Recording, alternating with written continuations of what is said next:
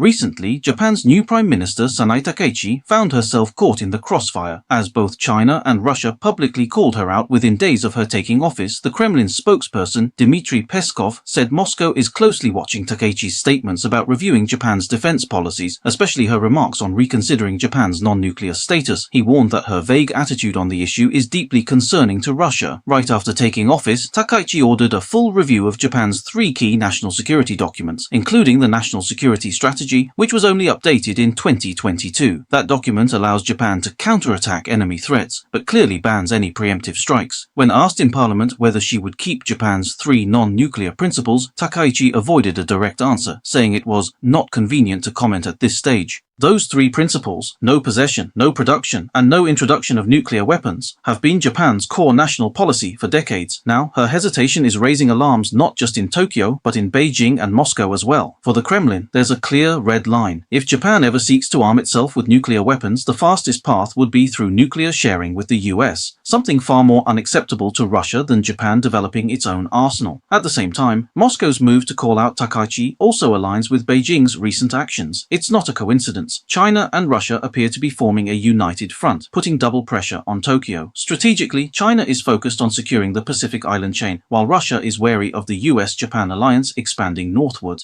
Different objectives, but the same direction: to stop Japan from sliding back into militarization. Of course, Russia and Japan still have their territorial dispute over the northern territories, but in reality, Japan won't dare take military action, not against a nuclear power. The real concern now is Takaichi's stance on Taiwan. Just last week, during a parliamentary session, she stated that if a conflict breaks out in the Taiwan Strait, Japan might classify it as a situation threatening national survival. In Japanese law, that means the self-defense forces could exercise collective defense, essentially allowing Japan to join US military operations in the Taiwan Strait. She didn't spell it out, but the implication is clear. Her government is laying the groundwork for deeper military involvement. And it's not just about Taiwan. Takaichi has also ordered a review of the National Security Strategy, a move that could potentially remove Japan's pledge never to strike first. If that happens, Japan's defense policy could shift from defense only to preemptive engagement. Beijing has already issued a strong warning. China's Taiwan Affairs Office spokesman Chen Binhua urged Japan to stay committed to its promises and handle Taiwan-related issues with extreme caution. That's not just advice, it's a warning. Even former Prime Minister Shinzo Abe, with far greater influence than Takaichi, only dared to say an incident in Taiwan means an incident for Japan after he left office. But now Takaichi is saying the quiet part out loud, while in power. For Beijing and Moscow, that's a red flag. Both see Japan as the key pillar of US strategy in Northeast Asia, a regional extension of American power. And that's exactly why, for the first time in years, China and Russia are standing shoulder to shoulder on Japan. If Takaichi continues down this path, pushing Japan toward nuclear ambiguity, tightening military ties with the US, and taking an aggressive stance on Taiwan, the outcome won't be greater security but greater strategic danger.